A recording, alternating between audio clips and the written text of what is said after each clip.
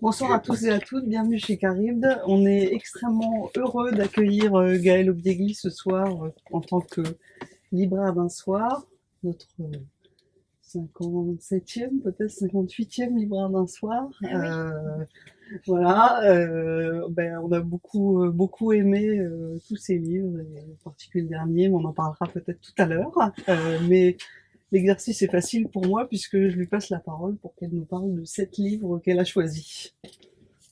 Bonsoir. Alors, je vais. C'est vous qui allez. J'ai pas pensé à l'ordre dans lequel je vais présenter les livres. Donc, vous tirez une carte, par exemple, Monsieur, et vous me dites ce qui est dessus.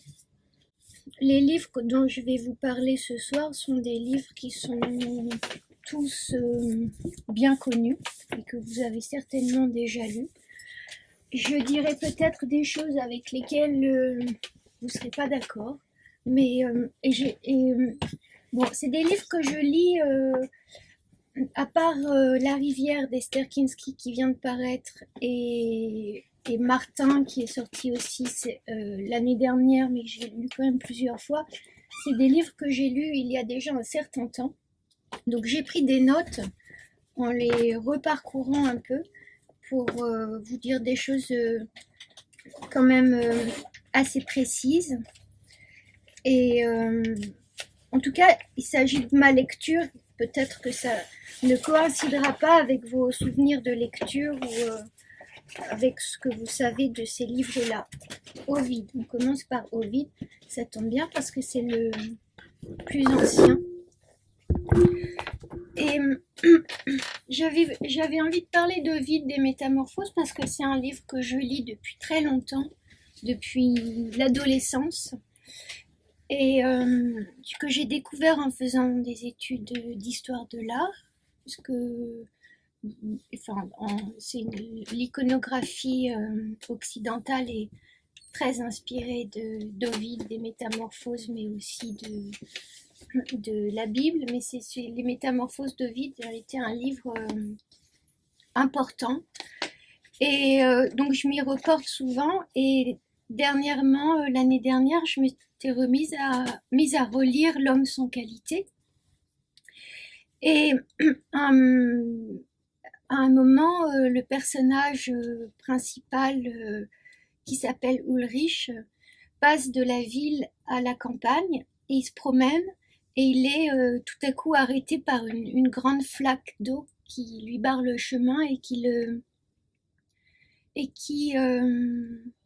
l'étonne. Et il se met à regarder cette flaque d'eau. Et à partir de là, il y a une réflexion sur ce qui distingue la vie en ville et la vie à la campagne. Et pour moi, c'est un rapport vraiment évident avec Ovide, puisque il dit... lui se dit, à la campagne, les dieux descendent encore vers les hommes, pensa-t-il. On est encore quelqu'un, on vit encore quelque chose. En ville, où il y a 1000 fois plus d'événements, on n'est plus en état de les rattacher à soi-même. Ainsi commence la progressive abstraction de la vie dont on parle tant. Ça, c'est quelque chose qui... Enfin, la première partie de cette longue phrase que je viens de vous lire, elle fait pour moi écho à Ovide. Parce que chez Ovide, ce qu'on voit tout au long de cette lecture, c'est qu'il n'y a pas d'hiatus entre l'homme et son environnement.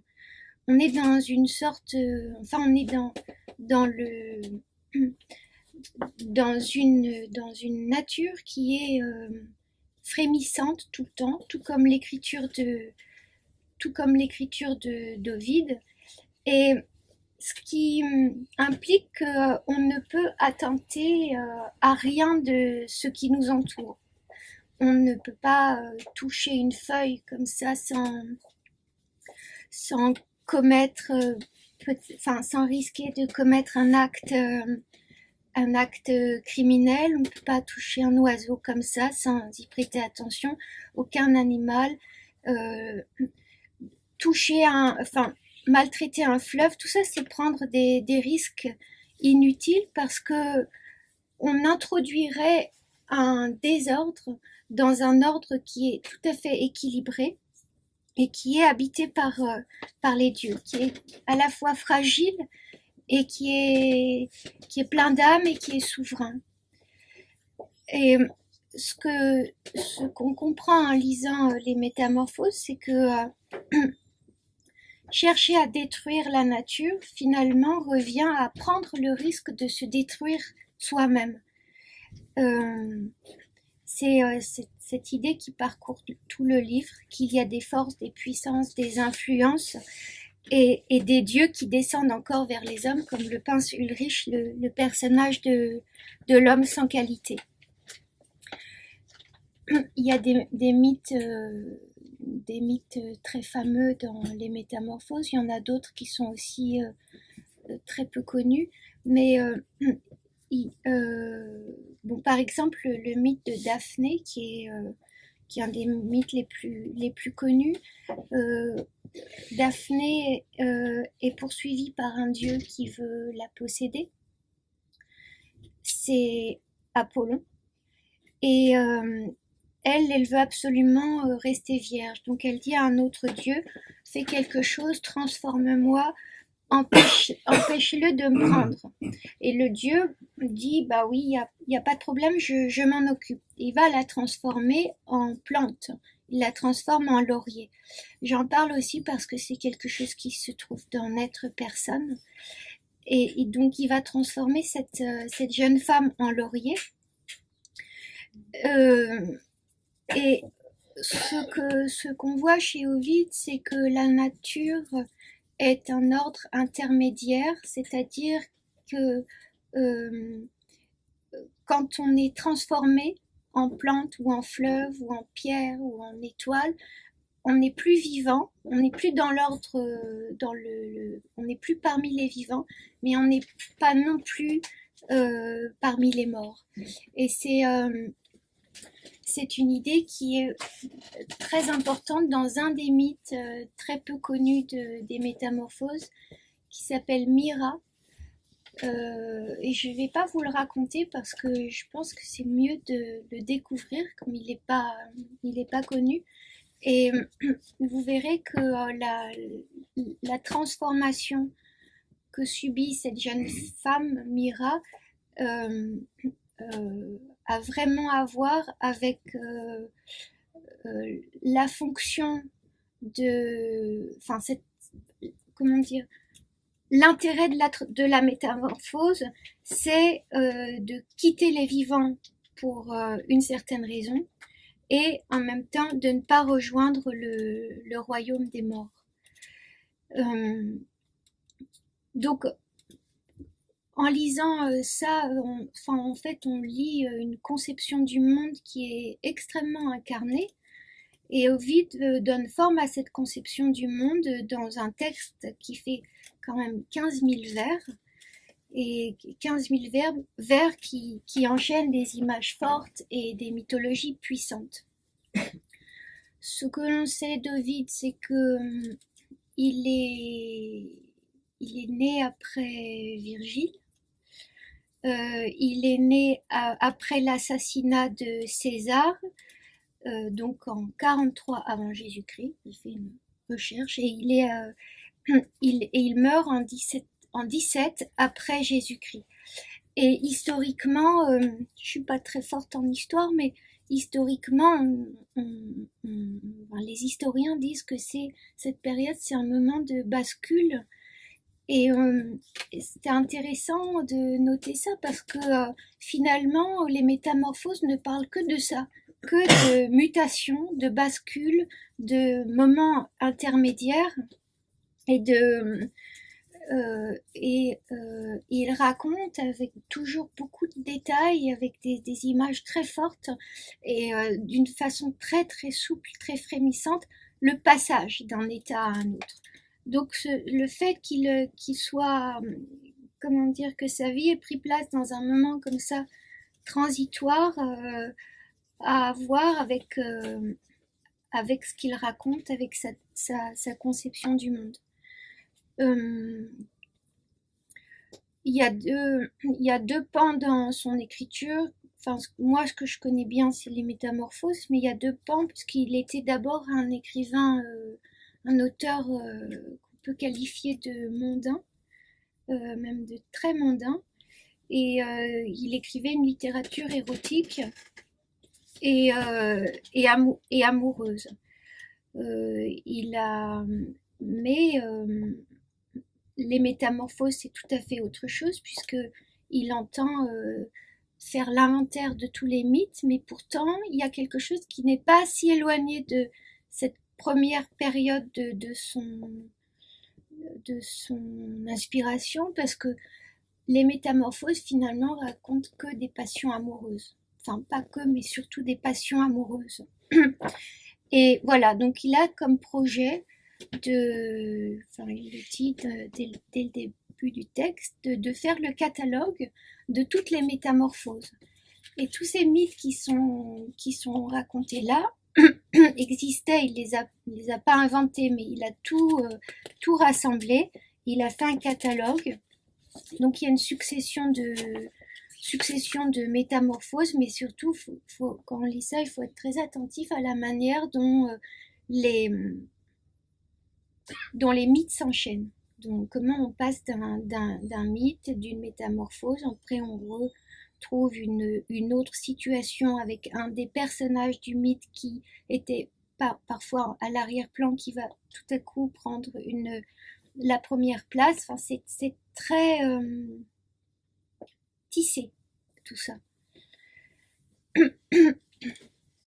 Oui, voilà, donc Ovide est arrivé après Virgile qui a décrit les guerres, et lui, Ovide, va décrire les passions amoureuses qui racontent des transformations. Des transformations qui sont pas seulement des transformations visuelles, mais aussi des transformations, des mutations qui ont lieu dans l'âme, et l'âme va s'incarner de corps en corps. Moi, je suis vraiment sensible à ce qu'on appelle la métempsychose, c'est-à-dire le fait qu'une âme puisse se déplacer d'un être vivant à un être vivant, quel que soit le règne auquel appartienne cet être. Et ça me ravit de lire, par exemple, je vous parlais tout à l'heure de la transformation de Daphné en laurier.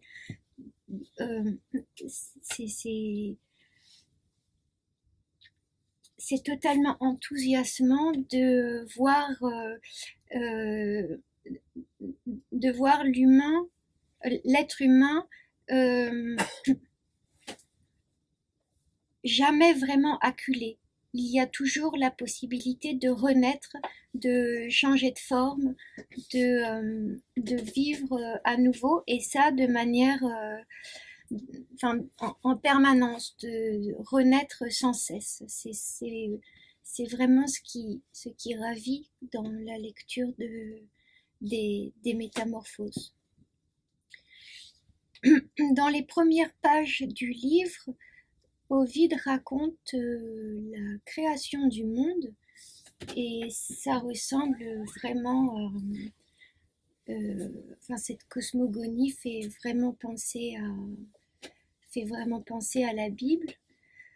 Et il dit, il énonce son projet après avoir décrit la mise en place du monde, ou avant, je ne sais plus, mais en tout cas au début du livre, il dit « Je me propose de dire les métamorphoses des formes en des corps nouveaux ». Et ce qu'il expose au tout début du livre, c'est une théorie du chaos, l'idée qu'avant le monde, il n'y avait rien, c'est un amas informe, et il y a eu un moment où tout était mélangé, le chaud, le froid, le lourd, le léger, le feu, la glace, mais il fallait que l'ordre règne.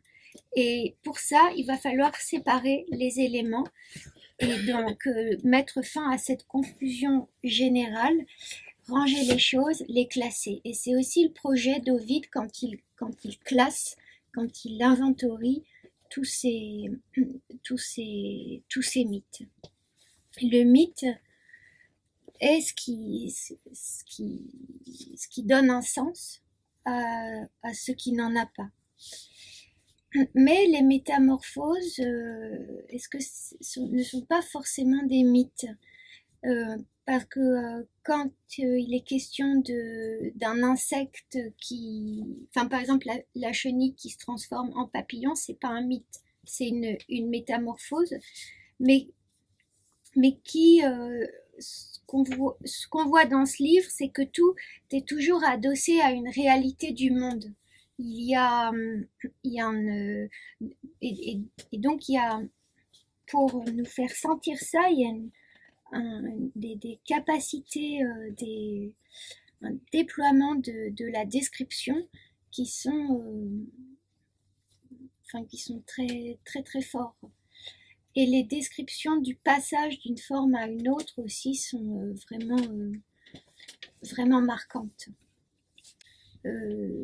Voilà, bon, c'est des chapitres qui sont la plupart du temps très courts et qui mettent en scène des figures que l'on va retrouver au fil des pages dans d'autres situations. Et voilà, ce qui est vraiment important, je crois, c'est d'être attentif à la manière dont on passe d'un mythe à l'autre, d'une forme à une autre. C'est une écriture c'est surtout l'écriture du passage qui est phénoménale dans les métamorphoses d'Ovide. Et par exemple, ce mythe dont je vous parlais tout à l'heure, très connu, le mythe de Daphné qui est transformée en laurier, il a été représenté notamment par Bernin, le sculpteur baroque. On peut voir cette œuvre à la Villa Borghese et c'est absolument fascinant de voir un sculpteur rendre avec une telle précision, enfin une précision qui égale celle d'Ovide, le passage de la femme le passage de la femme à l'arbrisseau, au laurier. Et je me souviens je l'ai presque encore devant les yeux. Je me souviens ce sont ses doigts qui sont les doigts de la nymphe, qui est très belle, qui est parfaite, qui a un corps humain parfait, mais elle a des doigts bizarres, et parce qu'elle est en train de prendre sa forme de laurier. Ah oui, s'il y a quelque chose que j'ai noté aussi qui me plaît beaucoup, c'est que finalement la métamorphose, ce qu'elle dit, c'est qu'on finit toujours par devenir ce que l'on est. Alors, si il y a une nature ou un caractère qui va déterminer la forme que va prendre le personnage qui a telle ou telle caractéristique, telle ou telle particularité d'âme. Par exemple, si on est dur, cruel, on devient une pierre. Quand on pleure tout le temps, on est transformé en source. Il y a vraiment un lien de tempérament entre ce que nous sommes et ce qu'on peut devenir, quelle autre forme on peut prendre. Et les figures d'élite, ceux qui sont des demi-dieux sur terre, vont inévitablement devenir des étoiles. Et voilà, chacun a un caractère particulier qui va s'accomplir par une métamorphose. Bertrand Schaeffer, parce qu'il y a deux écrivains qui s'appellent Schaeffer, peut-être d'autres, mais Bertrand Schaeffer, j'ai choisi de parler de Martin, qui est le dernier livre qu'il a publié. Il a publié peu de livres, il a publié 3 livres, mais c'est aussi un grand traducteur qui a traduit notamment le Zibaldone de Leopardi.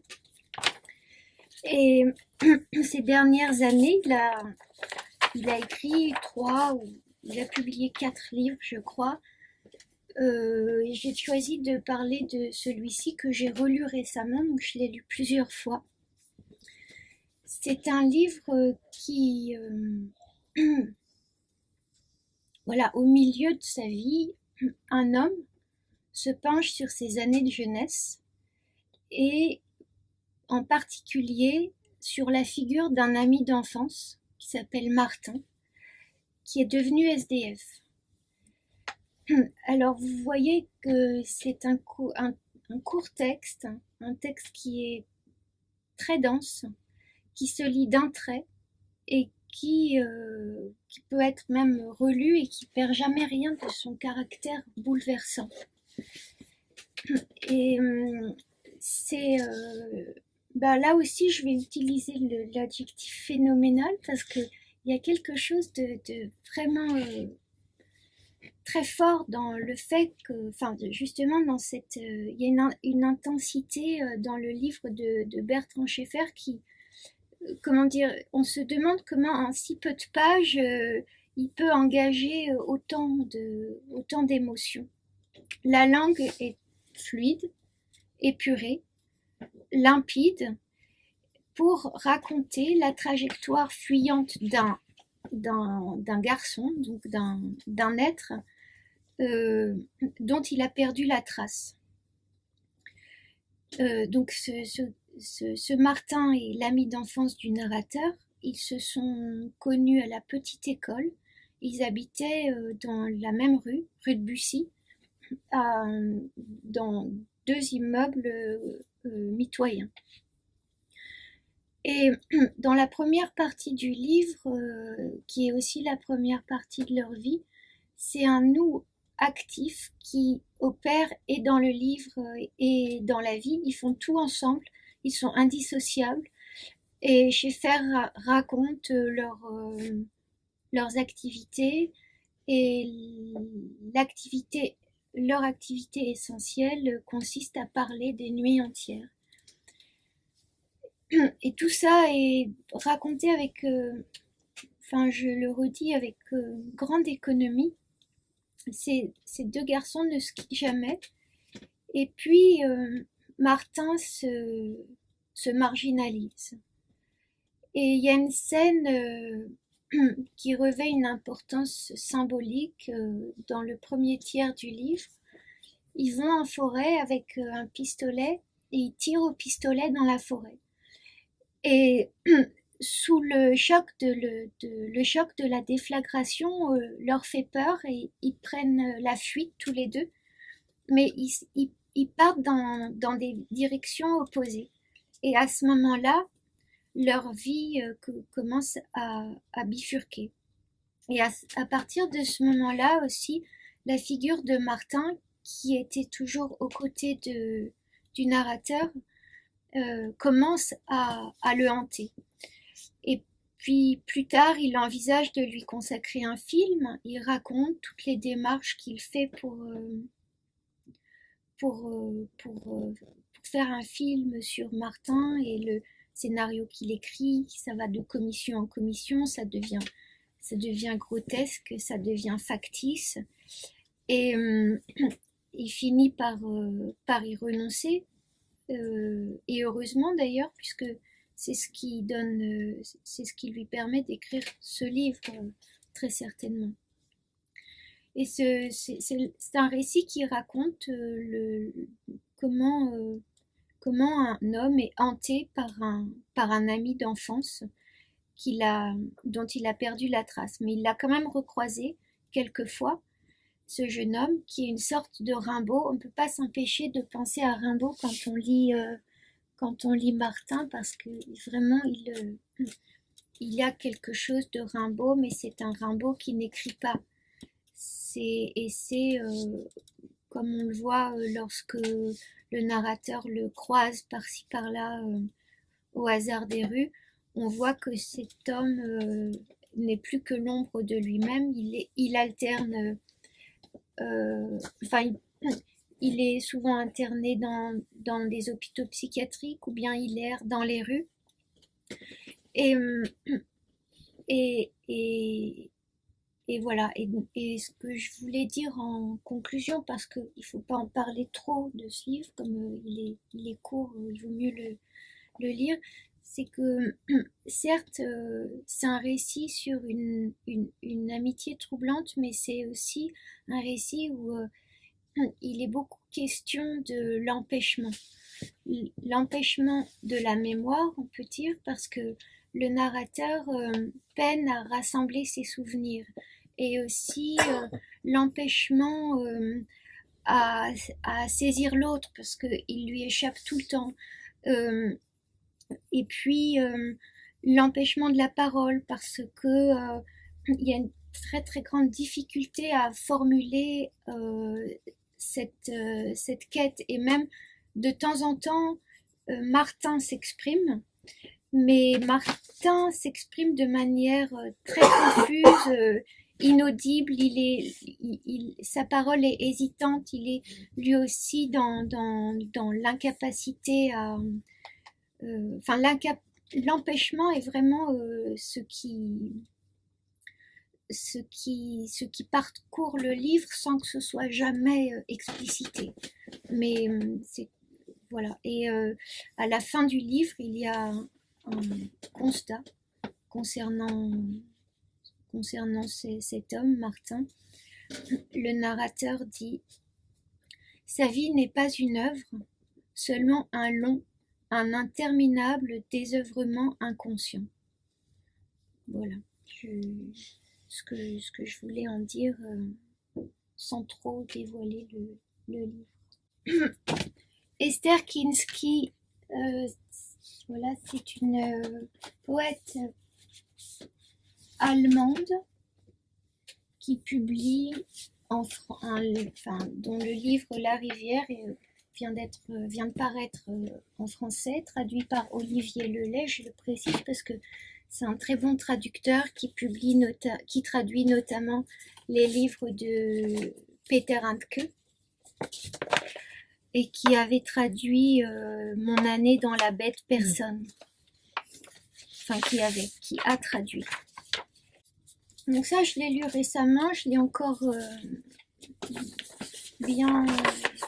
je l'ai précisément à l'esprit, mais pour que ce soit pas trop confus, je vais quand même me reporter à mes notes.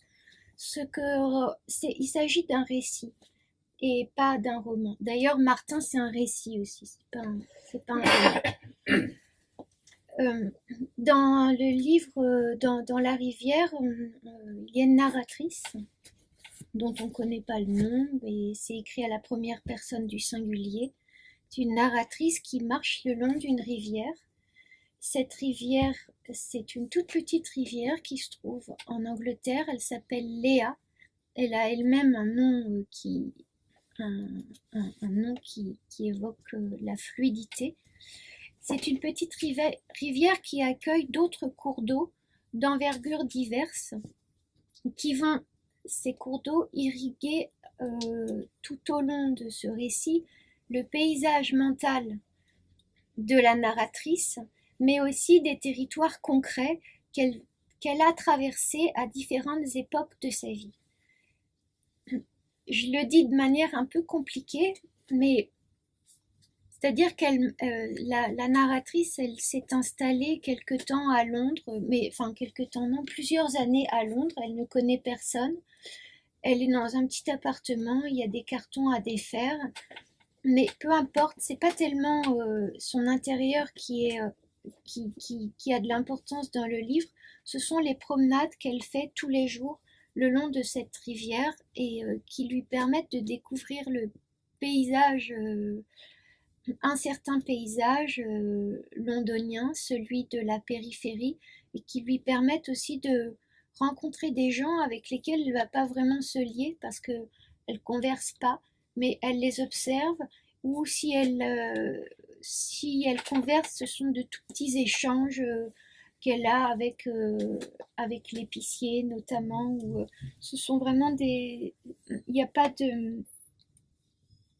y a pas de relation avec les autres, sinon une relation purement visuelle et intérieure. Ce qu'on peut dire de ce regard, justement, c'est que ce qui le caractérise, c'est sa subtilité et sa bienveillance. Elle nimbe, en fait, ce paysage qui doit pas être, enfin, qui est pas toujours très agréable. Elle le nimbe de son regard très pénétrant et bienveillant. Et comme je le disais tout à l'heure, une rivière en appelle une autre, et au fil de sa promenade, elle se souvient d'autres rivières au bord desquelles elle a séjourné, par exemple le Rhin, ou bien aussi il y a une rivière en Hongrie. Il est question du Gange. Donc cette promenade le long de la rivière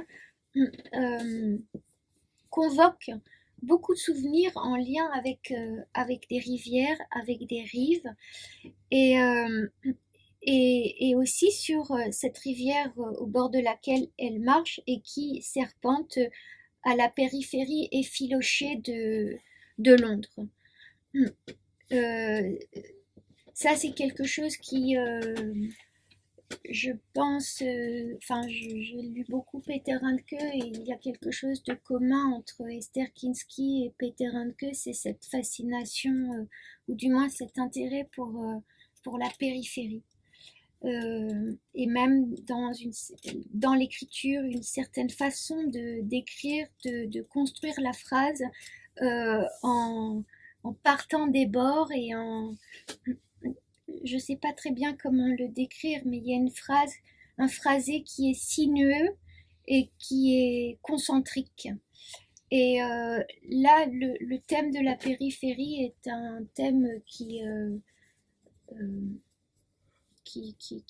parcourt le livre. Bon, je vous disais donc qu'il y a des souvenirs qui sont convoqués dans ce livre. Quand elle marche au bord de la rivière, elle se souvient d'autres rivières, mais il y a quelque chose qui est,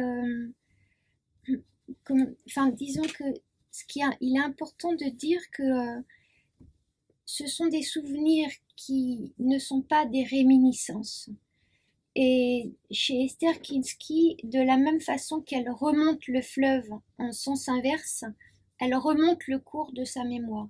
C'est pas des souvenirs qui viennent comme ça interrompre sa promenade. Elle les cherche et le livre s'emploie plutôt à la remémoration comment dire, qu'à la réminiscence, quoi, tout simplement. Et donc elle chemine et de temps en temps il y a des arrêts qui donnent lieu à des descriptions de ce qui se trouve devant elle, mais aussi de souvenirs. Et donc on est toujours en présence de ce qui est là, de ce qui fut, de ce qui est là au présent et de ce qui est là au passé et de ce qui est ailleurs. Et elle réussit à concentrer toutes ces données, tous ces aperçus dans un phrasé qui est concentrique, mais qui surtout, si on s'éloigne un peu, l'impression que ça fait ressemble beaucoup à la peinture de la Renaissance et particulièrement, je ne sais pas si vous avez à l'esprit des tableaux des maîtres de la Renaissance, il y a quelque chose qui est frappant, c'est la manière dont ils représentent la transparence, l'eau. Par exemple, le baptême de Jésus représenté par... j'ai un doute. Je vois le tableau, mais je sais plus exactement qui l'a... Enfin, j'ai peur de dire une bêtise, mais en tout cas, je sais qu'il se trouve dans une salle avec des tableaux de Botticelli. Je crois que c'est un tableau de Botticelli où on voit vraiment les pieds en transparence dans l'eau, et c'est quelque chose qui est très typique, la représentation de la transparence Et donc, enfin, ce que je voulais dire, c'est que c'est vraiment l'art d'Esther Kinsky consiste à représenter la transparence. Et quand on lit ce livre, on pense à d'autres écrivains, à Handke, à Sebald, à Ian Sinclair, qui est un écrivain anglais d'aujourd'hui, comme Handke d'ailleurs. Mais on pense surtout à ces tableaux de la Renaissance, enfin aux tableaux de la Renaissance et à la transparence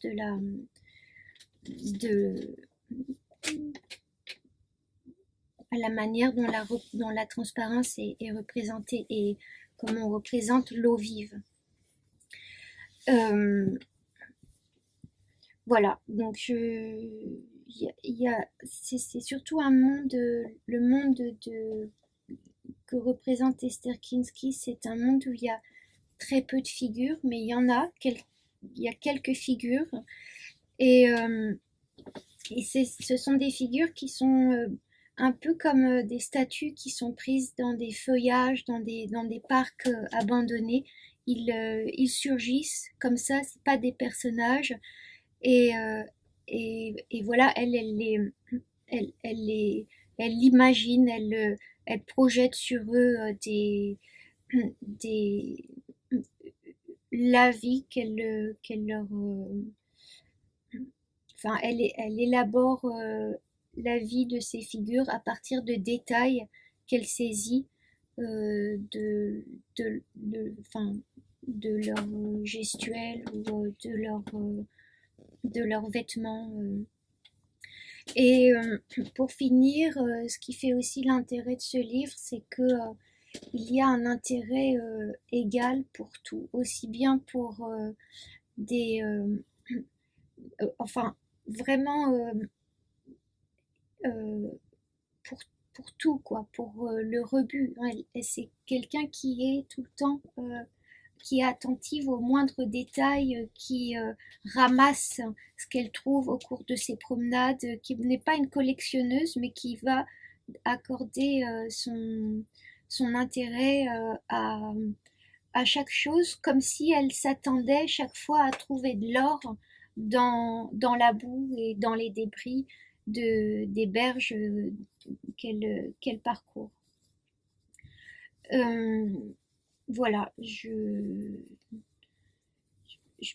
voulais dire aussi, parce que je disais tout à l'heure qu'elle s'installe à Londres et elle connaît personne, et que la solitude de la narratrice est aussi quelque chose de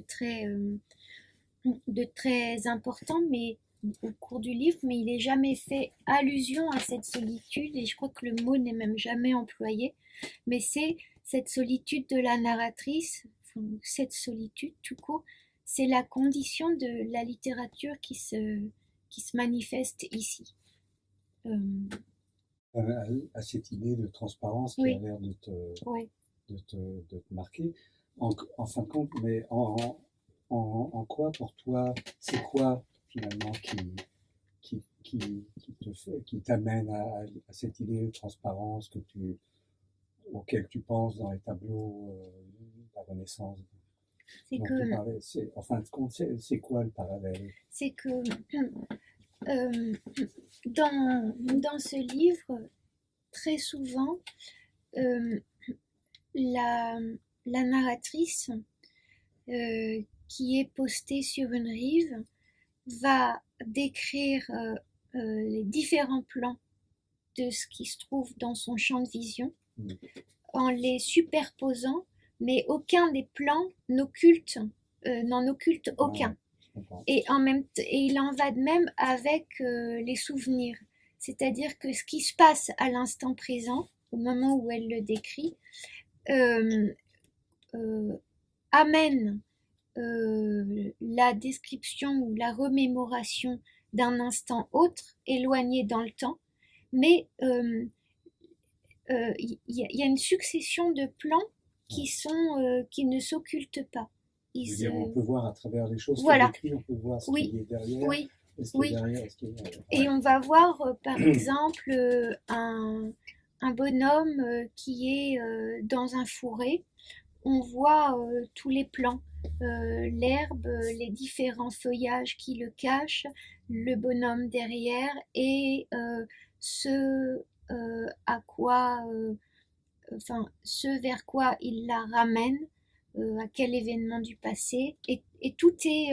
Donc elle le fait, Oui. elle le fait de cette manière. Oui. C'est pas une impression qu'elle Non, te donne. c'est pas une impression. Ah, d'accord. Mais comme c'est prégnant dans le livre, je me demandais pourquoi en lisant ce livre, j'avais des images de tableaux ou de détails de tableaux. Et je me demandais pourquoi ces tableaux-là me venaient à l'esprit en lisant quelque chose qui se passe pas du tout, qui ne semble avoir rien à voir. Et tout à coup, je me suis dit, mais c'est la transparence de l'écriture que j'associe à la transparence picturale des tableaux. Une description de tableaux classiques qui peuvent prendre plusieurs heures. J'ai vu des choses là-dessus, c'est extraordinaire. Un tableau, on met des heures à le décrire ce tableau. Tellement il est détaillé. Oui. Tellement, oui. Tableau 18e. C'est classique. On peut mettre 3 heures à décrire un tableau. Oui. C'est ça, hein? Oui. Mais elle décrit pas de tableau. Au contraire, elle a plutôt elle a un intérêt pour le rebut, pour les choses que les gens jettent. Et par exemple, elle aime bien se promener au marché aux puces. Quand elle revient, il y a un petit marché aux puces près de chez elle, mais elle y passe quand ils sont en train de remballer. Et il y a des trucs qui tombent parce que même les marchands, parce que ça fait 15 ans qu'ils essaient de vendre des vieilles photos qui n'ont plus de couleur, même les marchands prennent plus tellement la peine de les ranger et ils les laissent dans le caniveau. Et elle prend tout ça. Et pas pour les collectionner, mais parce qu'elle a elle est là pour ça en fait, pour rassembler tout ce qui... Est-ce que ces photos ont une histoire? Elle les regarde. Elle les décrit dans le livre. Elle décrit même le fait qu'on voit plus grand chose, mais c'est vraiment tout le contraire des œuvres d'art. C'est des choses qui n'ont aucune valeur et qui sont destinées au caniveau. Sauf que. Mais des choses qui n'ont aucune valeur, qui peuvent avoir une grande valeur en fait. Oui. Mais tu sais, juste parce que bon, ça tarde pas sur lui, mais ça me fait penser quand même à un cinéaste. Je reviens là au Strat. Hein, oui. Alexander German, il y a un film, mon ami Ivan Lipchin. Là, il y a des scènes vraiment comme ça. Tu vois, il y a la scène principale devant, et puis tu vois ça, tu es quand même concentré comme souvent, mais il y a une autre scène qui est derrière, qui a autant d'importance que celle qui est devant. Et il y a une porte qui est ouverte, et là, il y a un type qui discute avec quelqu'un. Et ça aussi, tu vois. Donc, tout d'un coup, tu vois les trois scènes en même temps, sans le split screen. Hein, donc, c'est-à-dire dans le même. Oui. Et donc là, il y a quelque chose, c'est-à-dire, il n'y a pas de transparence dans les faits, mais il y a une transparence de par ce que ça suscite. Donc, à voir le film. Oui, il faudrait que tu l'as jamais vu? Oui. Non, je l'ai jamais vu. Bon, on tire le câble. On passe à la suite. Bon, j'ai choisi de vous parler de l'idiot parce que c'est inévitable. C'est mon livre préféré, je crois. Enfin, je crois. Oui. Disons que je me suis donné beaucoup de mal pour lire ce livre parce que pendant des années, je ne l'aimais pas et j'arrivais pas à le lire. Mais j'ai jamais abandonné. Et je l'ai tout à coup, je le reprends pour peut-être la 6e fois. Et c'était enfin le moment pour moi de lire ce livre qui est, qui m'a profondément marquée. Je pense que beaucoup de gens ont lu L'Idiot hein, de Dostoïevski. Donc, disons que... Qu'est-ce que je peux vous dire Bon, déjà, commençons par le tout début du livre, qui commence dans un train. C'est la première fois qu'un livre commence dans un train. C'est en 1868. Les lecteurs de L'Idiot de Dostoïevski sont sidérés parce que c'est la première fois c'est le premier roman qui commence dans un train. Ça n'a l'air de rien, mais ça annonce cette modernité de Dostoïevski et de ce livre. Alors, quand on dit modernité, on ne sait pas trop ce qu'on dit, mais c'est quand même ce qui fait la difficulté du livre et son caractère saisissant. Il est dans sa forme, il est certes moins échevelé que les démons, mais il y a quand même dans L'Idiot un foisonnement, beaucoup de dialogues, beaucoup de gens qui se disputent, qui se foutent des baffes pour un oui, pour un non, qui font des choses excessives, et on est dans un tournoiement de paroles qui contraste fort avec un autre auteur contemporain de Dostoïevski, enfin qui mourra bien après, qui est Tolstoï. Si on compare l'art narratif de Tolstoï, que j'aime beaucoup, avec celui de Dostoïevski, on n'a aucun mal à les distinguer. Parce que chez Tolstoï, il y a un narrateur omniscient qui s'impose toujours impérieusement, qui voit tout du ciel. Tandis que chez Dostoïevski, bon, pour en parler, on peut commencer par dire ça, et d'autant que c'est une chose qui m'intéresse beaucoup, ça. Chez Dostoïevski, le narrateur est un personnage comme un autre, il est parmi les personnages, et sa voix n'a pas plus d'autorité que celle des autres, et de temps en temps, il apparaît. Et dans les démons aussi d'ailleurs. Dans le narrateur des démons et le narrateur de L'Idiot, c'est pas le même. Et le narrateur des démons, c'est un idiot.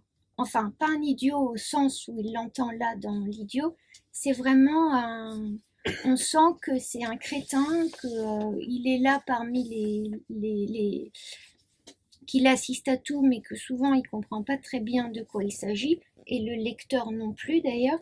Mais dans L'Idiot, c'est un autre narrateur qui est un peu dépassé aussi par la situation, et pour cause. Ce qui se passe dans L'Idiot, c'est que, je raconte un tout petit peu l'histoire, c'est que, voilà, ça commence dans un train, il y a un type qui a un grand regard clair, une petite barbe et qui est un châtain clair. Ça a son importance, qui se trouve dans un wagon où il y a à côté de lui un type qui est l'inverse de lui physiquement. C'est un brun ténébreux qui parle avec, qui parle avec une certaine énergie. Il est accompagné d'un autre homme qui s'appelle Rogojin, qui est un fonctionnaire. Bon, on va les retrouver tout au long du livre. Et le fonctionnaire s'appelle Lebedev, pardon. Et donc, il y a ce personnage qui est le prince Mishkin, qui est dans le train et qui regarde les deux autres et qui les écoute. Et on assiste avec lui à la conversation. En fait, il raconte des ragots sur la vie à Moscou. Il y a très peu de descriptions dans L'Idiot, mais beaucoup d'impressions, de dialogues, et on va avancer comme ça dans le livre grâce au dialogue, il y a une fonction narrative du dialogue qui est très forte. C'est de cette manière-là que on comprend les personnages. Mais en fait, ce qui est surtout intéressant dans l'idiot, c'est le personnage du prince Mishkin, donc qui apparaît tout de suite et qui se rend à Moscou. Lui, il vient de Suisse. Il était en Suisse pour des raisons de santé. Et c'est le dernier descendant d'une lignée aristocratique. Il n'a pas d'argent. Il a un vieux manteau pelé. Il est extrêmement distingué, très très doux, et personne ne peut rien lui refuser. Et ce qui est assez étonnant au début du livre, c'est qu'il a décidé d'aller rendre visite à sa tante ou sa cousine qui s'appelle la générale Epanchine. Et donc à Moscou, il y a cette famille très importante, la famille des Epanchines, où il y a la générale qui est soi-disant la cousine du prince Mishkin, son mari qui est un haut dignitaire, et ils ont 3 filles qui sont 3 hystériques, qui sont tout le temps en train de rire et de tenir des propos déplacés, et en particulier à propos du prince Mishkin. Et lui, il arrive, donc c'est un clochard, quasiment, mais il se passe quelque chose avec lui. Il arrive et c'est comme un peu dans le film, comment ça s'appelait ce film, Elephant de Gus Van Sant. C'est un peu comme dans ce film. À son approche, les portes s'ouvrent automatiquement, on a l'impression. Que voilà, toutes les portes s'ouvrent dès qu'il s'approche.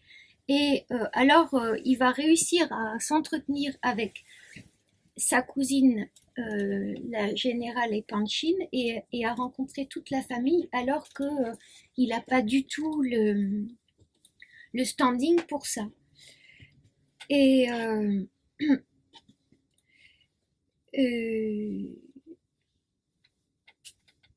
dès que les gens le croisent, ils sont frappés par ce type. Et dans le train, les Lebedev, tout de suite,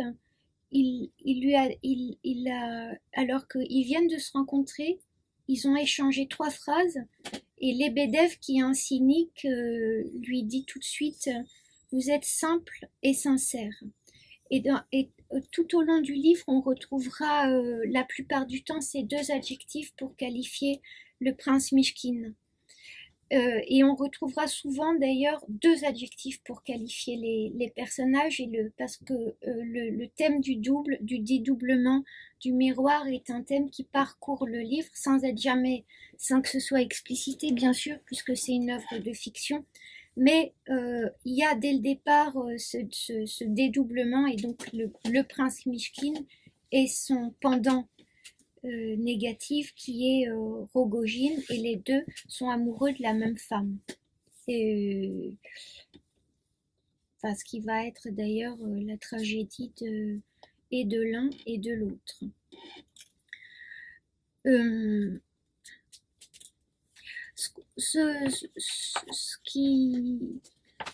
Je vais essayer quand même de raccourcir, mais disons que ce thème du double, l'insistance sur la dualité, c'est ce qui structure le roman, et aussi il y a beaucoup de contradictions. Il y a beaucoup de dialogues et on dit tout et son contraire, ce qui fait penser à Strindberg, chez Strindberg il y a ça aussi, c'est cette contradiction permanente. Chez Dostoïevski, comme on sait, c'est très très important le dialogue, la dialectique, c'est des ressorts narratifs très forts. Et là particulièrement la dualité, les personnages opposés qui se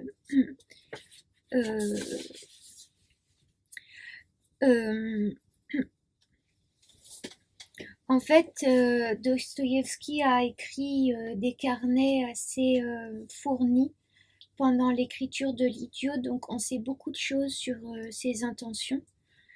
et notamment au départ il avait l'intention de faire un seul personnage avec deux personnages, et puis finalement il a fait 2 livres parce que dans ses carnets il dit que il avait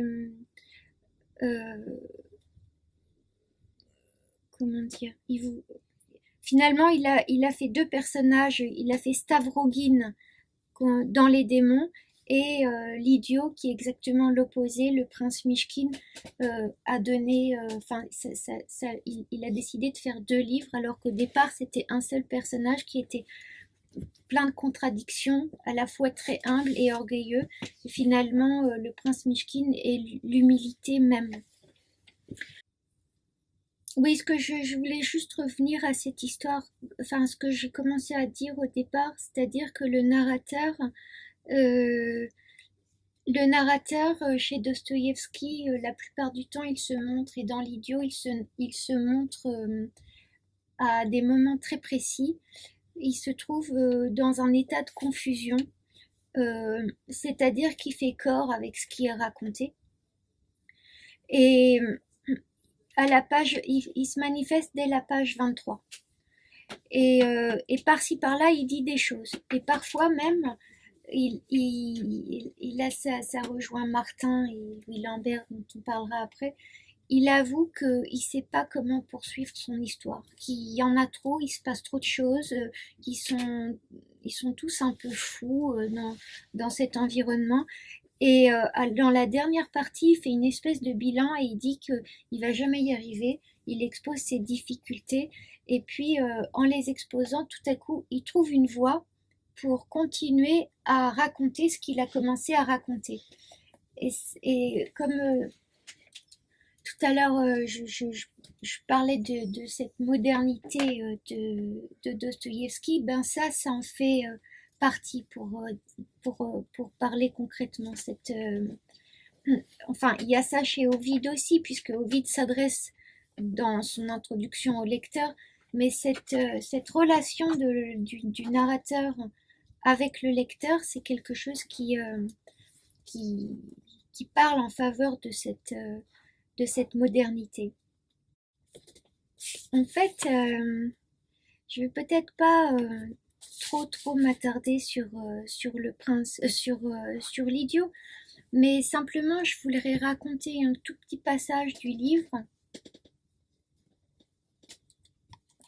parce que je trouve que c'est une scène qui dit beaucoup du livre. Donc je vous disais que le prince Mishkin a fait son apparition chez les Epanchines, qui sont des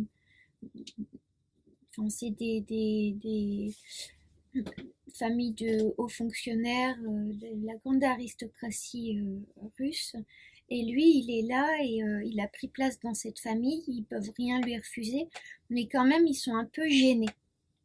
Et ils n'osent pas trop le montrer, le cousin Mishkin, le prince Mishkin. Et puis un jour, parce que il l'aime beaucoup, et puis il est très étonnant, la générale Epanchine lui dit, écoutez, on va vous présenter à nos relations. Et donc ils organisent, pas pour l'occasion, mais ils ont organisé une grande réception chez eux. Et elle lui dit, ben cette fois-ci, vous serez autorisé à venir et vous serez avec nous. Et lui, elle lui dit, bon voilà, on va être comme ça, là, dans cette pièce. Vous voyez, dans le coin là-bas, il y a un vase. Je dis, bah oui, je vois le vase. Elle lui dit, c'est un très beau vase qu'on a dans la famille depuis très longtemps. C'est un vase chinois en porcelaine qui est extrêmement précieux. Et donc, comme je sais que parfois, quand vous parlez, vous avez tendance à vous échauffer et que vous pouvez devenir un peu agité, parce qu'il est épileptique en plus, je vous demanderai, cher prince, de ne pas vous approcher du vase. Et lui, il dit, évidemment, vous savez, général, dites-moi où vous voulez que je me place. Elle lui dit, l'idéal, ce serait que vous vous placiez là. il dit d'accord, je vais me placer là et je bougerai pas, comme ça je suis vraiment loin du vase. Bon, alors le grand soir arrive, tous les invités, c'est la grande réception, les 3 filles sont sur leur 31 et lui il est là dans son vieux manteau pourri et il est bien à sa place, il bouge pas et puis mais les gens sont très intrigués par lui et en plus dès qu'on lui adresse la parole, il a une façon de parler qui étonne les gens et il est magnétique. Et puis il se conduit très très bien.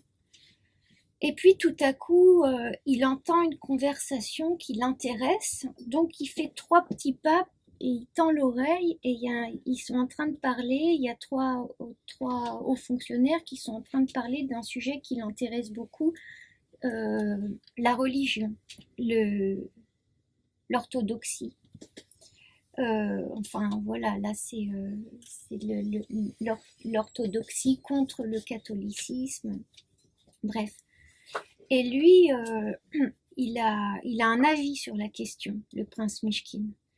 Et donc il se mêle de la conversation.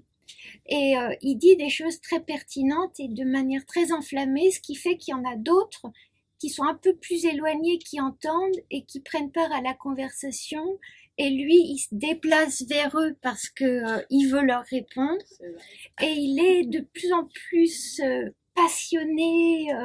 Et bon, tout ça, ça dure 80 pages. Hein, de plus en plus enflammé. Et puis, on a un vrai débat sur ce qu'est l'orthodoxie et pourquoi l'orthodoxie plutôt que le catholicisme et tout. Il est de plus en plus enflammé et paf, il casse le vase. Parce que, en fait, au fil de ces 80 pages, il s'est beaucoup déplacé, il est de plus en plus énervé, et ben voilà. Et en fait, ça c'est une scène très importante parce que qu'est-ce qui se passe quand il casse le vase? Silence absolu dans le grand salon. Et les filles de la générale Epanchin, qu'il prenait pour un imbécile depuis le début, qu'il l'appelle l'idiot d'ailleurs, tout à coup, elles sont en admiration devant lui. Il a cassé le vase. Et il est la description du prince Mishkin à ce moment-là, c'est la description c'est le Christ. Et on sait, par les carnets justement, on sait que Dostoïevski, c'est la question qui s'est posée quand il a commencé à écrire le livre, c'est et si le Christ revenait parmi nous, quelle vie il aurait et comment il serait. Donc le prince Mishkin, c'est la figure du Christ. Et quand il casse le vase, ce qui se passe, c'est que tout le monde a la révélation de qui il est. Il a déclenché en fait, son magnétisme qui est là depuis le départ, finalement, confirme sa nature divine. Et on devient plus révérent vis-à-vis de lui, on comprend son importance à partir du moment où il a cassé ce foutu vase. Et il a commis un sacrilège, mais en fait il a montré sa nature divine aussi. Parce qu'il y a toute une... Enfin bon, je vais pas entrer là-dedans, mais il y a toute une théorie dans la mystique juive. Je sais pas si Dostoïevski fait référence à ça, en tout cas dans les carnets il n'en est pas question. C'est le vase au tout départ, avant le monde, c'était un vase parfait, et la lumière divine a fait voler le vase en éclats. Et le monde s'est dispersé en une multitude de fragments qu'il nous appartient de réunir pour reconstituer le vase. Mais en tout cas, le bris du vase, ça a à voir avec la force, la puissance de Dieu et sa lumière qui fait tout voler en éclats. Et le prince Mishkin, c'est celui qui fait tout voler en éclats. Et puis c'est un livre qui est très drôle aussi parce que bien souvent le prince Mishkin ne comprend rien. Et voilà, c'est ce qui nous amène à la définition de l'idiotie. Et c'est-à-dire que en fait, il est idiot parce qu'il est bon. Et est-ce qu'il est idiot parce qu'il est bon, ou bien est-ce que sa bonté l'empêche de comprendre les autres? En tout cas, il fait toujours beaucoup d'efforts, mais il est dans il peut pas être autrement. Il est dans sa vérité et sa singularité. Bon, c'est un peu bateau de dire ça comme ça, mais ouais, j'ai essayé de résumer, mais il prononce des phrases inouïes, quoi, de temps en temps, et il dit des phrases inouïes à des gens qui sont, par exemple, Rogojin, son rival en amour, qui est vraiment un sale type. Eh bien, le prince Mishkin, qui essaie de répandre son amour, parce que c'est plus fort que lui dit je t'aime. Et ça déclenche des rires hystériques, mais lui, à ce moment-là, ne peut pas dire autre chose que ça à celui qui vient de l'insulter ou de l'humilier. Enfin voilà. Alors, Judith Schlanger, cette fois, il ne s'agit pas d'une œuvre de fiction, d'une œuvre littéraire, mais d'un essai. Judith Schlanger, le livre s'appelle Trop dire ou trop peu, la densité littéraire, mais il n'est pas question seulement de littérature dans cet essai, il est aussi question d'art, d'art plastique, de musique aussi et de politique, mais toujours sous cet angle du trop dire ou trop peu. C'est en effet un essai sur la densité littéraire et j'ai choisi ce livre parce que j'ai lu presque tous les livres de Judith Schlanger, qui est une philosophe pas très connue en France. Elle enseigne à l'université de Jérusalem. Peut-être qu'elle n'enseigne plus aujourd'hui, elle est assez âgée. Elle écrit des livres de philosophie qui sont captivants et qui sont toujours des livres qui font un certain effet. Et justement, cette question de l'effet, et là, dans ce cas, c'est encore le cas avec ce livre-là, et c'est ce qui fait que c'est un livre réussi si on s'en tient à ses raisonnements. Ça tient bien sûr à l'ampleur des raisonnements de cette philosophe, mais aussi à la consistance de son expression. Son expression qu'on peut qualifier d'expression hot, et c'est-à-dire une expression de haute définition. Et j'ai fait exprès d'employer ce terme d'expression haute parce qu'il y a toute une partie du livre où elle s'appuie sur les travaux de McLuhan, qui est un théoricien de la communication canadien, je crois, qui a analysé la distinction entre le médium hot et le médium cool. C'est une distinction qui est très simple dans son principe, que je vais essayer de résumer. Le médium hot procure beaucoup de données en ayant recours à des moyens techniques riches et précis, tandis que le médium cool fournit moins d'informations et de manière pauvre. Le médium cool est maigre et il a besoin d'être complété par celui qui le reçoit. C'est un médium qui frustre, tandis que le médium hot nécessite une participation moindre de la part du lecteur ou du spectateur. Et donc, je disais ça parce que la communication de Judith Schlanger est tellement intense que finalement c'est un livre qui est captivant mais qui suscite peu l'intervention du lecteur. Elle nous dit beaucoup. Et elle va analyser justement cette distinction, enfin pas analyser, elle va enfin, ça, cette distinction, elle court dans son essai sur la densité littéraire ou la densité de l'expression artistique. Mais il s'agit quand même en majorité d'écrits littéraires dont elle analyse les effets. Et les effets des écrits littéraires dépendent pour elle, selon elle, du phrasé. Les réactions varient selon la densité de ce qui vous est offert. En général, en tant que lecteur, vous réagissez beaucoup différemment selon qu'il vous est donné beaucoup ou peu. Et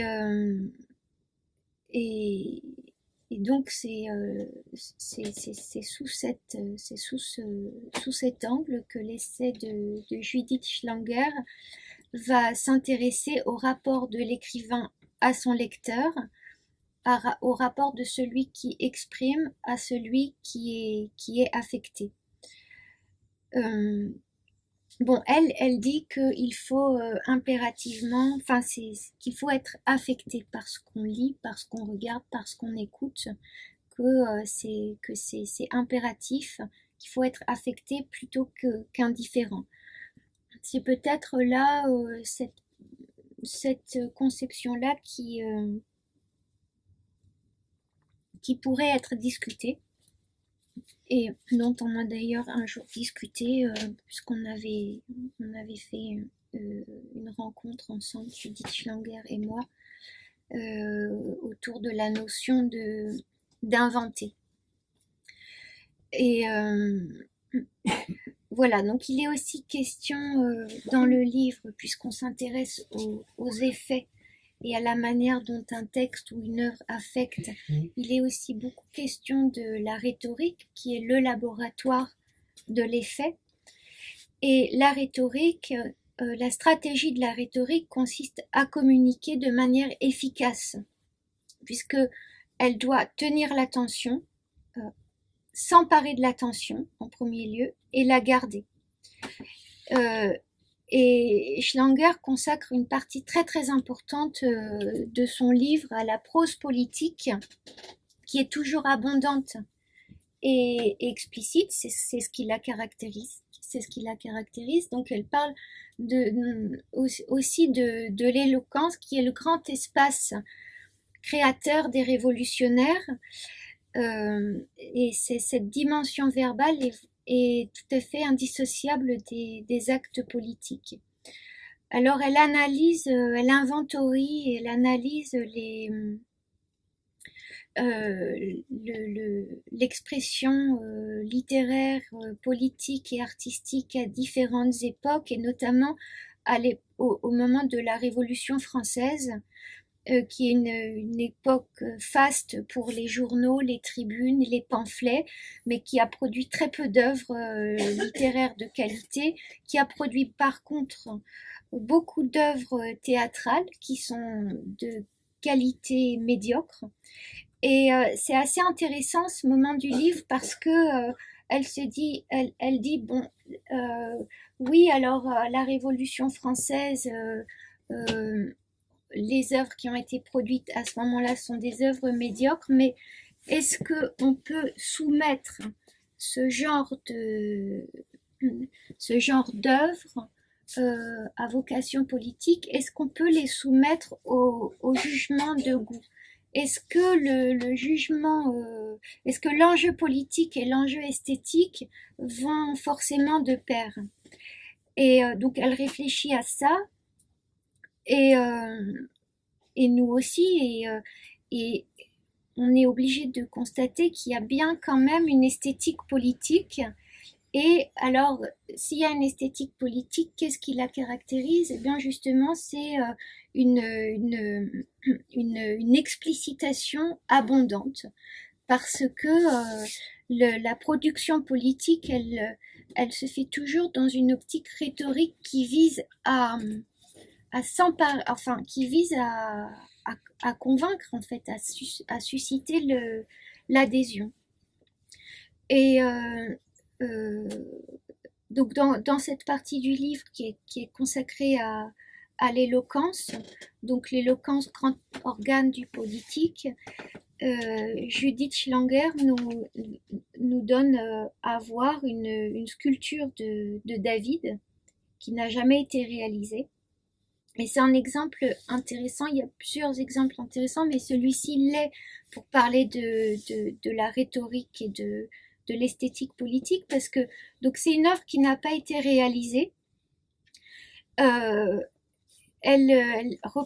une œuvre qui devait représenter le peuple français, selon la commande, et tout y était symbolique, à commencer par le matériau, puisque la sculpture devait être réalisée avec les statues détruites de Notre-Dame. L'attitude aussi était symbolique. Le peuple était là pour porter les statues de l'égalité et de la liberté. Tous les corps étaient marqués d'inscriptions. Et voilà, c'est une statue qui n'a jamais été réalisée, mais sur laquelle il y a beaucoup de documents. Tout devait être signifiant. Voilà, ça c'est un exemple de l'esthétique politique qui est donc une esthétique explicite, pleine, une expression haute, pour revenir à ce qui est analysé par McLuhan et repris par Schlanger. Mais une esthétique politique peut aussi être concise. C'est pas l'abondance finalement qui la caractérise, mais le fait qu'elle délivre un message. Il faut toujours qu'elle soit transitive. Et puis, voilà, il y a quelques exemples où Judith Schlanger dit que, en fait, la prose concise n'est pas forcément exempte de grandiloquence. Il y a une éloquence laconique il y a une éloquence laconique qui peut être tout aussi grandiloquente qu'une éloquence torrentielle. Et en tout cas, voilà, elle analyse dans toute une partie du livre le parler politique qui soit est laconique et fait de petites phrases ou bien est abondant, mais en tout cas ça consiste toujours dans un rapport falsifié au réel, puisque d'une façon ou d'une autre, et tous les moyens sont bons, il s'agit de façonner le langage et la réalité qu'il transporte. Tout ça pour produire un effet. Et c'est ce qu'analyse la philosophe donc dans son essai, qui s'interroge toujours sur l'effet du plus ou du moins dans l'expression littéraire, politique et artistique. Et donc je vous disais, le sous-titre du livre c'est la densité littéraire. Donc on est informé dès le titre de l'excès où la littérature se reconnaît, parce que par rapport à ce qui est essentiel pour communiquer, on peut considérer que l'entreprise littéraire est toujours une anomalie. Et le surplus est toujours dans la nature du texte littéraire, qu'il tende vers le rien ou vers le tout. Et c'est tout au long de cet essai, elle va analyser les variations de la densité et ce que cela dit de ce surplus essentiel qui fonde la littérature.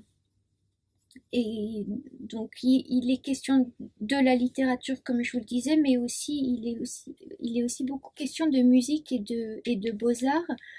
Elle parle de John Cage, bien sûr, et de Giotto en particulier, en reprenant une anecdote qui est racontée par Vasari à propos de Giotto. Et cette anecdote est fructueuse, enfin vous verrez si vous lisez le livre, et je vais vous la raconter. cette anecdote va être exploitée tout au long du livre. Donc on cherchait un peintre pour décorer Saint-Pierre et le pape a envoyé des émissaires à travers tout le pays pour recruter le meilleur peintre pour décorer Saint-Pierre. Alors, il y a beaucoup de grands artistes qui ont été, qui se sont prêtés à ce casting, si je peux dire, et qui ont montré leurs compétences, leurs talents. Et il y a un émissaire qui est allé voir Giotto, et Giotto n'a pas fait beaucoup d'efforts. Il a pris une feuille de papier, un crayon rouge, et il a tracé un cercle parfait. Et devinez quel est l'artiste que le pape a choisi. Il a choisi Giotto, évidemment. Parce que, donc c'est Giotto qui est choisi. Parce qu'en fait, alors que les autres ont montré leurs compétences, lui a montré sa supériorité. Et c'est-à-dire que lui, par ce geste, qui n'est pas du tout un geste désinvolte, par ce geste, il a transcendé la technique du métier. Et cette supériorité sera mal comprise par les vulgaires, en fait. Il n'y a que les gens raffinés de l'époque qui ont apprécié ce geste de Giotto. Et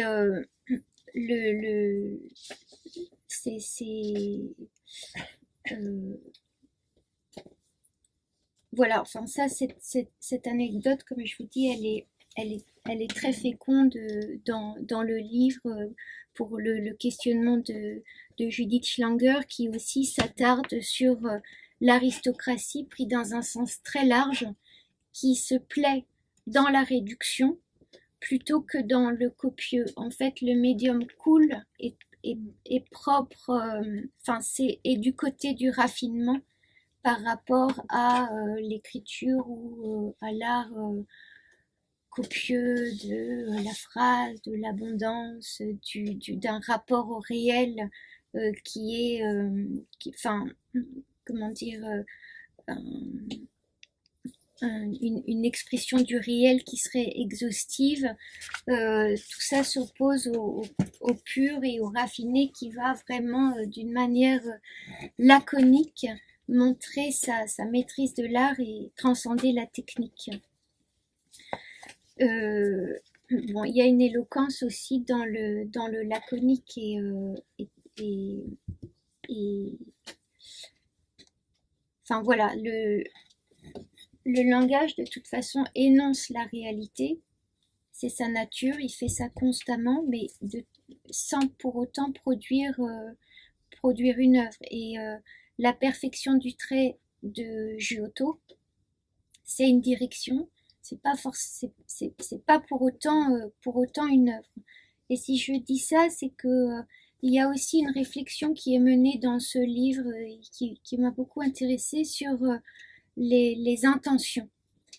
Les intentions de l'auteur ou de l'artiste.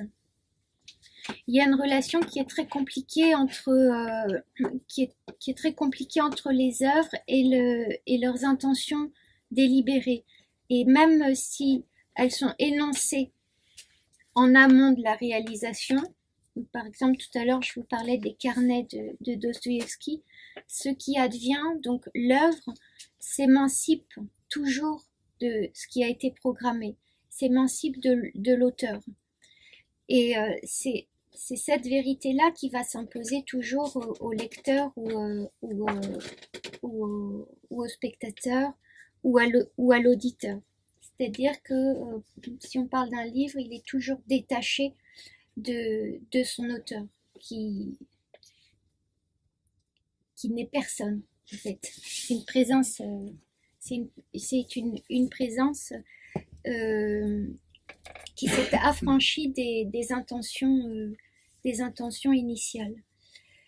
Et c'est ce qui distingue l'objectif rhétorique et l'œuvre d'art tient à ça, quoi. C'est-à-dire que l'objectif rhétorique vise à s'emparer de l'attention et à entraîner l'adhésion, alors que, et va tout faire pour, alors que le grand art ne calcule pas ses effets.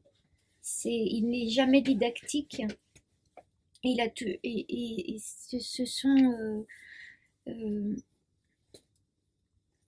Ces ressorts sont obscurs, pourrait-on dire. Voilà, toutes ces questions-là que j'ai balayées, tout ça est analysé vraiment de manière très très fine et très passionnante par Judith Schlanger. Bon, Macular, je vais en parler très vite parce que j'aime beaucoup, mais je ne sais pas tellement quoi en dire. La balade du café triste. J'ai choisi la balade du café triste, c'est un recueil de nouvelles. Que j'ai lu ça il y a longtemps, ça m'avait fait justement aucun effet. Et dernièrement, pendant un voyage au printemps dernier, mon compagnon, ici présent, m'a fait lire ça, que j'avais déjà lu. Et j'ai été extrêmement émue par la lecture des nouvelles, de ces nouvelles. Et en particulier, j'ai été très émue par une nouvelle qui s'appelle Madame Zelensky. Madame Zelensky, c'est une femme qui est professeure de piano, qui est très austère et qui a été recrutée par le directeur d'un conservatoire. C'est vraiment une femme modèle, elle arrive avec ses enfants, c'est un professeur exemplaire. Seulement, elle est un peu ennuyeuse, trop rigide, et puis il y a autre chose qu'a remarqué le directeur du conservatoire. Du conservatoire. Il a remarqué qu'elle ment. Et par exemple, quand ils ont des conversations, elle affabule, elle raconte toujours quelque chose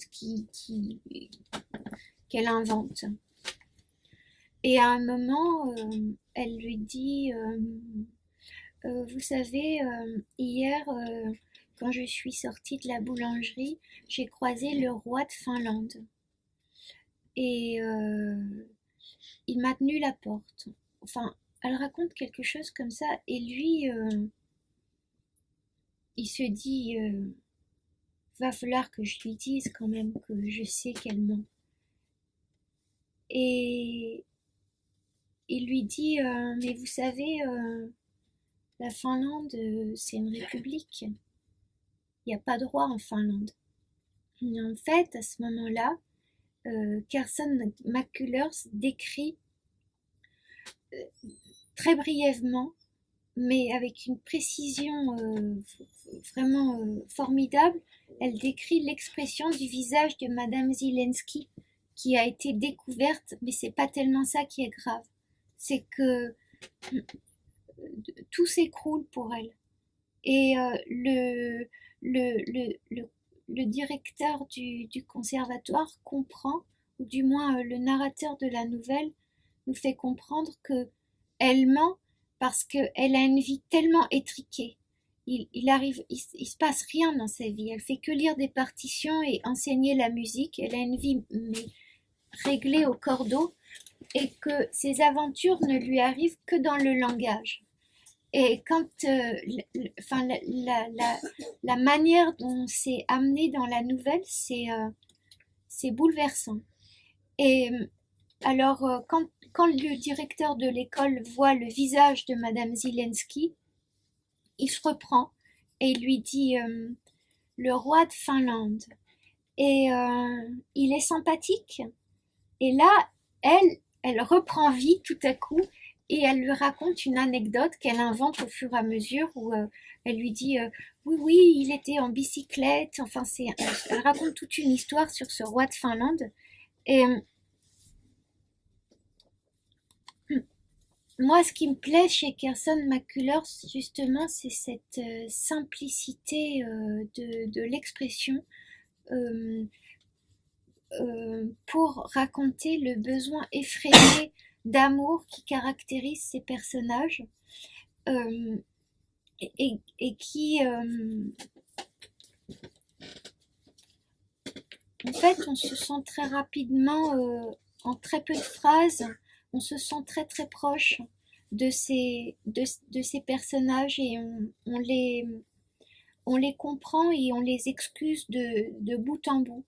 C'est des personnages qui sont caractérisés par un besoin effréné d'amour et en même temps qui sont caractérisés aussi par une solitude profonde et tragique. Et ils promènent leur besoin d'amour et leur solitude au fil des histoires. Donc là, pour la balade du café triste, mais c'est le cas aussi dans les romans. Parce qu'après avoir lu ça, j'ai lu presque tous ses livres. On n'en a pas écrit beaucoup. Et j'ai mis ça en l'histoire de Madame Zelensky qui m'a vraiment émue dans ce recueil. Je l'ai mise en rapport avec un passage du Cœur est un chasseur solitaire qui décrit une baignade de la jeune Mick, qui est le personnage central du roman. Elle est allée à la rivière avec un homme qui s'appelle Harry, il est plus âgé qu'elle, et il y a une relation amoureuse qui s'ébauche entre eux. Mick est dans l'eau, et il y a juste sa tête qui sort de l'eau. Elle sait pas nager.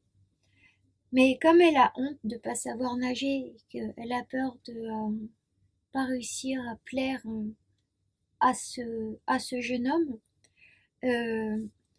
elle dit non, mais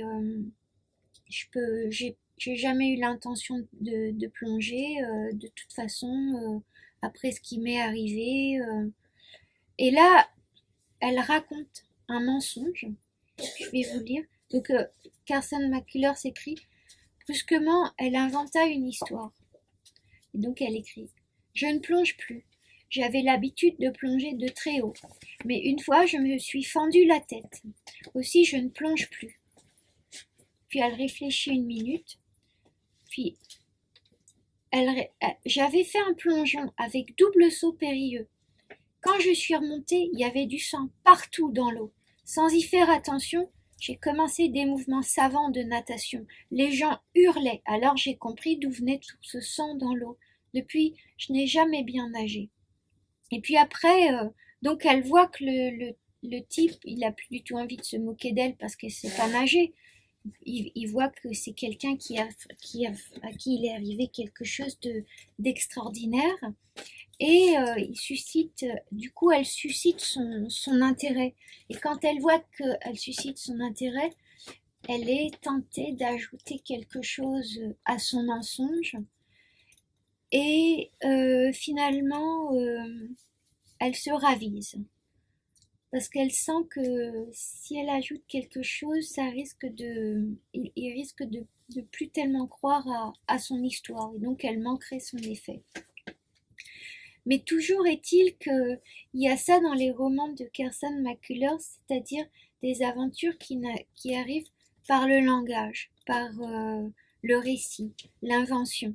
Et c'est ça vient toujours pallier le manque de consistance de la vie des personnages, qu'il s'agisse de Madame Zelensky ou de Mick, mais il y en a d'autres aussi dans ce cas.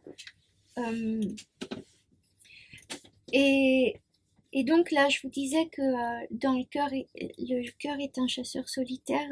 Tout à coup, bon, elle dit, ouais, je vais rien ajouter à mon mensonge parce que, bon, elle arrête de parler, elle se tait. Et ces moments de silence jalonne les livres, les histoires et les romans de Kirsten McCullers, et j'ai jamais lu ça ailleurs, cette façon de faire entendre le silence.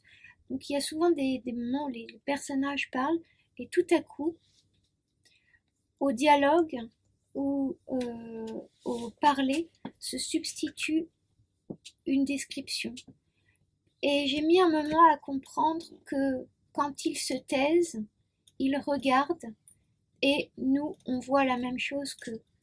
Et c'est la fonction de la description, elle consiste moins à faire voir qu'à faire entendre le silence instauré par les personnages de temps à autre. Et puis aussi, ce que j'aime beaucoup, c'est que il y a tous ces personnages d'infirmes donc dans l'œuvre de Kirsten McCullers, tous ces personnages d'infirmes, de gens à qui il manque quelque chose. Et notamment dans Le cœur est un chasseur solitaire, il y a le muet. Alors le muet, évidemment, il parle jamais et personne ne lui parle. Et quand on avance avec lui, parce qu'il se promène beaucoup, là on a une succession de descriptions puisque on est dans on est dans sa tête, quoi. Dans tout ce qui se passe pour lui ne se passe que par le regard. Et voilà. Personne n'a choisi. Et je crois que c'est un livre de Balzac qui n'est pas très connu. Enfin, il est pas tellement lu. Ça fait partie des livres d'une série de romans de Balzac qui sont des romans mystiques. Et là, enfin ici, c'est pas vraiment. Je trouve pas que ce soit un roman mystique. C'est plutôt un roman métaphysique. Et ce qui réside dans les plis de ce livre, c'est un poète qui ne fait pas de poésie. Il la montre par sa personne même, et en ça rejoint un peu et l'idiot et Martin de Bertrand Schaeffer. C'est un corps plein de métaphysique qui est décrit, une figure aux gestes rares et simples, un visage irrégulier, que l'on voit de temps en temps fixer les choses, de temps en temps on voit son regard doux, mais d'une douceur à faire pleurer, et à d'autres moments il se retire dans la contemplation. Donc on a ce personnage là qui hante qui habite vraiment toutes les plis du livre. Et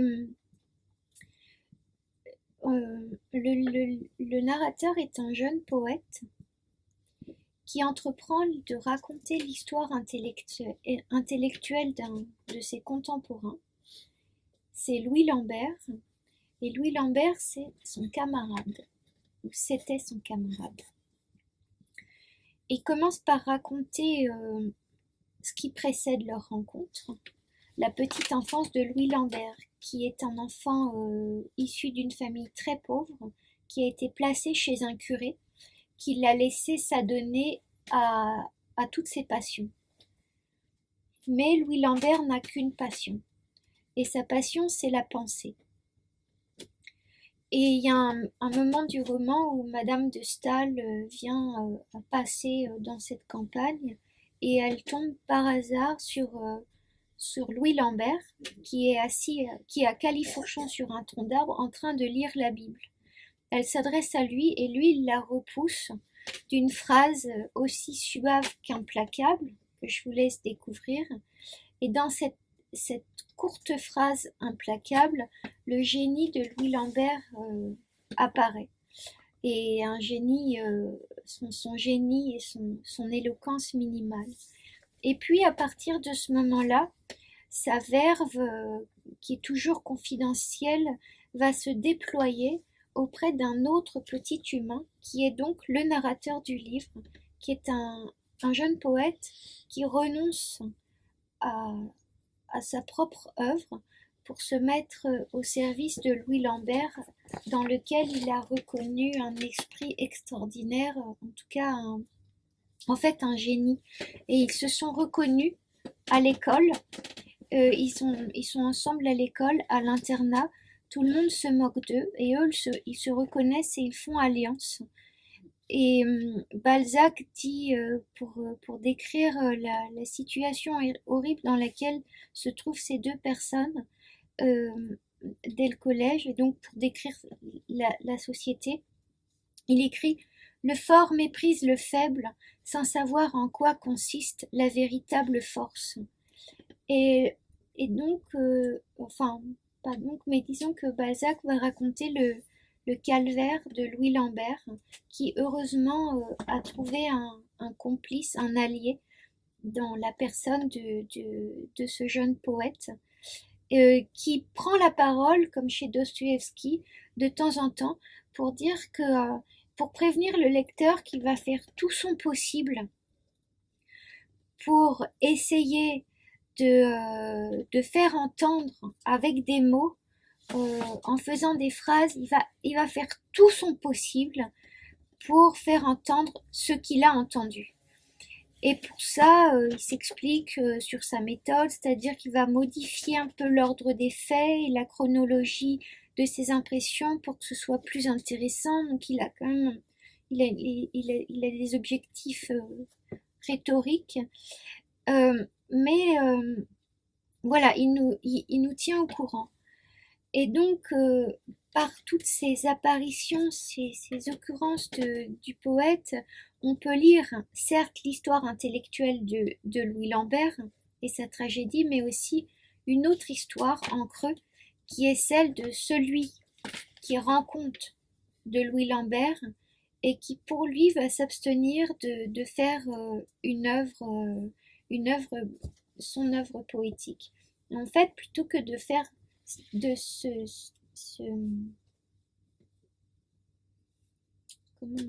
plutôt que de se consacrer à son œuvre poétique, il va se consacrer à donner à son âme une ampleur poétique, parce que c'est la seule façon de pouvoir embrasser le personnage qui est à ses côtés, Louis Lambert. C'est la seule façon de pouvoir embrasser sa pensée, parce que Louis Lambert a des théories, il a une philosophie dont le seul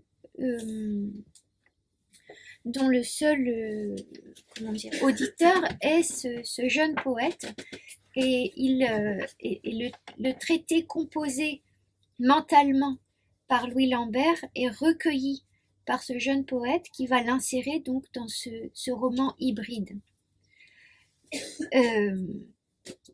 Et je vous dis, c'est un roman qui est bouleversant, qui fait, c'est moins le portrait de Louis Lambert que le constat d'un récit impossible, où Balzac, par l'intermédiaire de ce jeune poète, va essayer de montrer le travail intérieur d'une âme.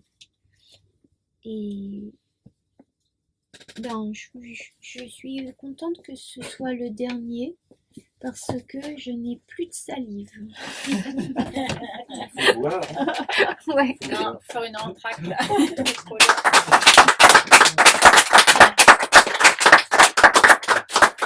Et aussi parce que ça conclut quand même bien. Oui. Merci beaucoup. Simplement, avant de boire un verre et de continuer la discussion de manière plus informelle, je voulais, selon la tradition, dire quelques mots et tenter de dire quelques mots pourquoi j'aime tant les livres de Gaël Obiegli, en particulier en parlant des deux derniers, Mon prochain et Maître personne. Ce que je trouve merveilleux dans cet exercice de libraire d'un soir, c'est qu'on voit un certain nombre de fils qui se tendent et de liens qui se créent. Voilà, depuis le premier livre, donc qui est paru en 2000, qui s'appelait Petite figurine en biscuit qui tourne sur elle-même dans sa boîte à musique. Gaël Obiegli dialogue avec un monde invisible. Elle écrit des livres en souterrain, des livres qui sont des patchworks, qui sont des assemblages et qui donnent l'impression de se structurer en même temps qu'ils s'écrivent. Et il y a toujours, c'est toujours formidable de lire cette pensée, cette écriture qui est en train de se faire. L'autre chose que j'aime beaucoup, c'est des livres en général qui parlent de la nécessité de dire, donc comme dans le deuxième qui est paru en 2002, donc qui s'appelle Le 21 août, où on a dans ce livre une narratrice qui décide de passer aux aveux le jour de son anniversaire après avoir menti, consacré une grande partie de sa vie au mensonge. Donc elle va parler, mais c'est pas très simple, puisque tout est coincé dans sa gorge. Et c'est une des choses que j'aime beaucoup, c'est qu'on a l'impression, quand on lit les livres de Gaël Obiegli, que tout le corps est engagé. Il n'y a pas seulement l'écriture, il y a une notion de l'engagement de tout l'être dans l'expérience de l'écriture, dans l'expérience de dire, et en même temps toujours avec beaucoup d'invention, d'intensité, de surprise et d'humour. Les textes, ils sont tirés de différentes choses, toujours de la biographie, d'observations, de journaux intimes, mais la temporalité, la structure de la narration sont éclatées comme dans beaucoup, comme par exemple dans Jean de Beauce, qui était le suivant. C'est aussi des livres décalés, facétieux, il y a beaucoup d'intensité. C'est des livres qui cassent volontairement la chronologie. C'était par exemple le cas dans Faune, qui est un bestiaire intime d'animaux curieux, rares, qui est paru en 2005. Ensuite, il y a eu La Nature, un roman où on voit apparaître toutes les possibilités de la femme sous différentes formes, épouse, maîtresse, trotskiste, réceptionniste, ambitieuse. Et comment et chaque nouveau personnage est... Et Laurier, non? Comme une figurine. Ben non, en fait, Non, pas Laurier. Il y a un petit éloge de la jalousie qui paraît en 2008 en folio, qui compose des variations sur ce sujet périlleux, l'être jaloux, en se penchant aussi avec beaucoup d'humour sur cette situation de jalousie. C'est pas forcément l'amour qui est au centre des préoccupations, mais l'image qu'on en a. Ensuite, il y a eu donc chez Vertical, le musée des valeurs sentimentales, un roman très intriguant qui permet aussi d'aborder pour moi un autre thème qui traverse toute l'œuvre, qui est le rejet de tout ce qui est maîtrisé, le rejet de la norme, et puis par ricochet le lien à l'enfance. Et donc je voulais parler des deux derniers, donc mon prochain, qui est paru en 2013 chez Vertical. Au début du livre, la narratrice, elle reçoit une lettre du directeur d'un journal qui veut l'employer comme pigiste, et donc elle accepte. Mais elle fait un certain nombre de tentatives pour écrire des articles sur un sujet précis, et à chaque fois, ça ne fonctionne pas. Et donc elle fait des voyages, elle fait un certain nombre de choses pour écrire ces articles, mais de manière inattendue, tous ces voyages et ces rencontres, au fil desquels elle se laisse porter sans a priori, ça lui permet de développer un nouveau rapport sensible, sans entrave au monde, et de faire aboutir une nouvelle puissance à la fois d'être et d'écriture.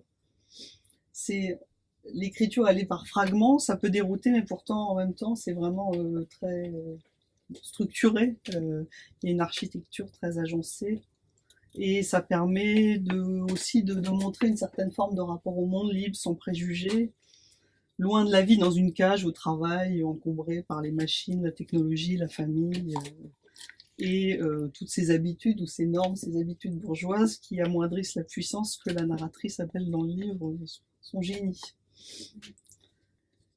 Et puis dans le dernier, donc N'être personne, qui est paru en 2017, la narratrice, elle est réceptionniste dans une grande entreprise où elle observe, et puis le point de départ du livre, c'est qu'elle se retrouve en fait pendant un week-end, de manière accidentelle, elle se retrouve enfermée dans les toilettes de l'entreprise, pendant un week-end donc, avec simplement un bic, et puis le papier toilette qu'elle peut trouver sur place pour écrire. Il y a une chose dont je n'ai pas parlé qui est formidable, c'est le mouvement dans les textes. Et dans ce texte-là, la narratrice, en même temps, elle est enfermée dans un lieu extrêmement exigu. Ça permet de laisser libre cours à la pensée qui se développe de manière très mouvante. Donc elle va passer énormément de choses en revue à travers des dates. Donc il y a des dates qui sont 14 décembre, 25 septembre, sans année. Et à travers ces dates, elle raconte beaucoup de choses. Il y a des souvenirs d'enfance sur la fantaisie, la dimension indocile de l'enfance, en même temps le tragique, puisque l'enfance, elle disparaît trop vite. Il y a des souvenirs familiaux, un portrait magnifique d'un grand-père, des idiosyncrasies de la mère, et puis bon, il y a des moments de rencontres, des voyages, on voyage beaucoup chez Gaël Oblili, donc à Paris, à Moscou, en Autriche. Il y a énormément de choses, énormément de rapports, de scènes, de rapports au rien, au vide, au fait d'être personne. Et puis il y a un contraste en fait entre toute cette narration et la position de la narratrice quand elle est dans sa position de travail, dans son poste de travail, où elle est donc hôtesse, et où là elle doit donner le spectacle de la normalité la plus absolue, devenir invisible, n'être personne, effacer sa personnalité. Dans ce livre, il y a aussi beaucoup d'autres choses, plein de questionnements sur l'écriture, le lien de l'écriture à la mort, au désir, à la mémoire, mais tous ces questionnements en fait sont toujours faits de manière sensible, incarnée à travers le récit, et c'est formidable. Et puis c'est aussi, et ça résonne avec l'exercice de ce soir, c'est aussi le livre magnifique d'une lectrice, puisqu'il y a des liens à des lectures et des souvenirs de lecture, et notamment à la fin de Robert Walser. Voilà, donc j'espère avec ces quelques mots que je vous ai convaincu, en plus de tous les 7 livres qui ont été présentés ce soir, si vous ne les connaissez pas, d'acheter les livres de Gaël Oblili et de les offrir si vous les avez fait déjà. Voilà, et donc merci infiniment, et je propose qu'on boive un verre. Merci pour votre attention.